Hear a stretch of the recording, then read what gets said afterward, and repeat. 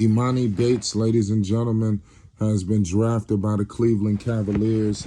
It doesn't get no better than this, ladies and gentlemen. Man, the Cavs really got themselves a gem. This kid was projected to be a lottery pick. A lot of teams wanted to get him. I would have loved to seen him in Charlotte, but I think in Cleveland he can blossom. They got a lot of talent in Cleveland. Obviously, we know the head of the snake, Donovan Mitchell. You got Garland. There's a lot of pieces out there we're gonna get into. But Emoni Bates was drafted number 49. A lot of people probably didn't even think he was gonna get drafted, but obviously you see what's going on. Emoni Bates is the truth and a half. I'm gonna keep it all the way real with you. This is gonna be something to look out for. Bates, is coming in with some extra eyes and scrutiny. We all know he's had some issues off the floor. Make sure you hit the like button and you subscribe for more exclusive Emoni Bates content and the Cleveland Cavaliers news, updates, and more. We're going to be looking to document a lot what's going on with Emoni Bates. I'm predicting a big-time summer league performance, looking dominant. Some of these players are going to prove that they should have been picked a little bit higher than they were. But it is what it is at the end of the day.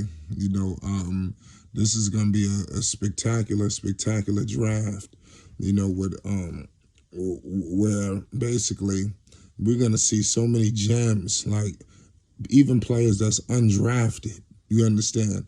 Like, we're going to look back at this draft like, wow, he went there. Wow, he should have went over here. And I'm telling you, Emoni Bates is going to be one of those reasons. 49th, and the only reason why he dropped this low is because all of the off-the-court stuff that he was getting, he got all straightened out. Now, you pair him with the leadership of the team that he has with him, bigger staff up there. We all know they got Kobe Altman in the crew. The Cleveland Cavaliers, have a good team. They got some decent big guys down there.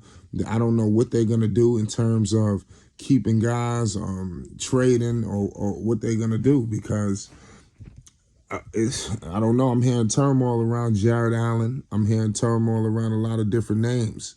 I like what I'm seeing from, obviously, you got a Cora out there, LeVert. Ricky Rubio got hurt. I mean, let's see what happens with him. They got a couple of these guys, Dean Wade, Cedi Osman.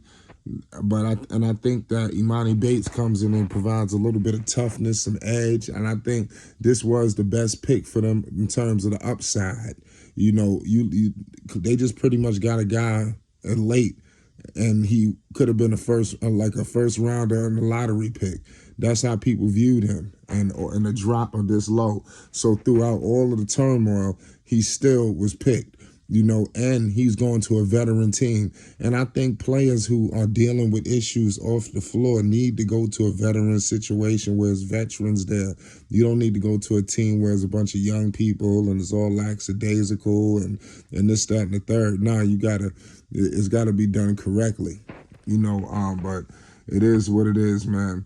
Donovan Mitchell has a new weapon, in his toolbox. All of these wings. I'm telling you. Cleveland, and they got knocked out by the New York Knicks, and it was a large part due to toughness, and things of that nature. It was a lot. They got bullied down there. I don't know if he provides all of that, but he's got that mentality and that makeup to push and persevere, and Cleveland needs that. Because Donovan Mitchell, we got to understand, they just mortgaged the future for this man, and who's to say Donovan Mitchell going to be there forever? What if he walks? So that's not a good look if all this take place. They got to figure out a way to get this team winning while he's there on that roster. Otherwise, I don't know. He should have took a long, hard look at this roster before he wanted to just jump up and leave.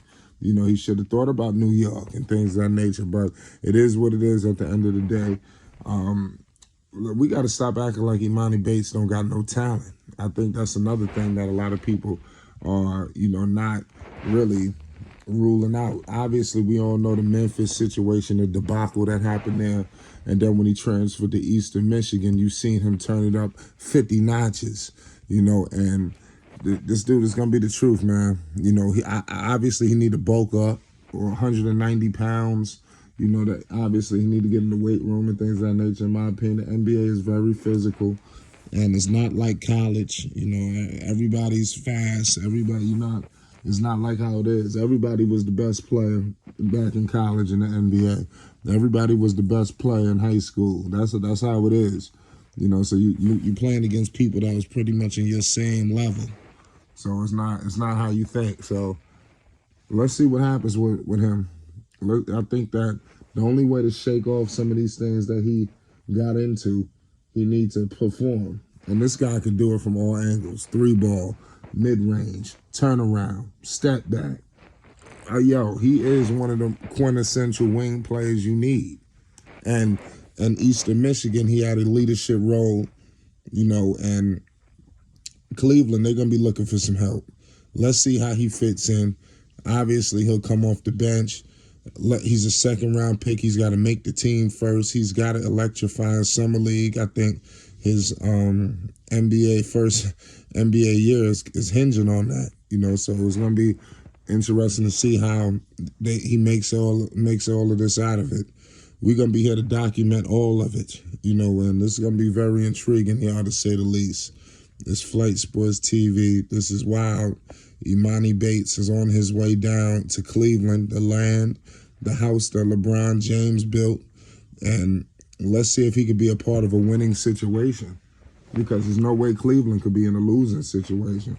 Cleveland, out of a lot of teams in the NBA, they can't afford to lose. So Bates is going into a situation where he could be a part of a winner. And that's something that, you know, you can't ask for. A veteran team, for a guy like him, is going to work wonders. Imagine he gets sent to a young team where it's not really no leadership. You know, it's just a free-for-all. You know, and then you start to see some of the antics take place. But I think Cleveland, the city, is like I said, it's not as crazy as you would think. I think it'd be more insulated and focus more on basketball than opposed to going to a bigger city and, you know, dealing with all the things he's dealing with.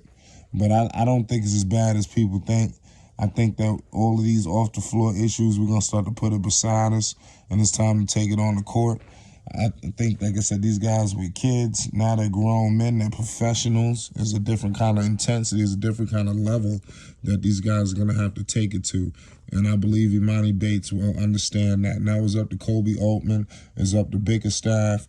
And I'm not sold on Bickerstaff either. I just want to point that out. And I don't know why Kobe Altman hired him. So, I mean, they might get fired together. This better work. It's Flight Sports TV. You already know what it is. For more Emoni Bates content, make sure you hit the like button and you subscribe. Peace and love, man. Bates goes to Cleveland.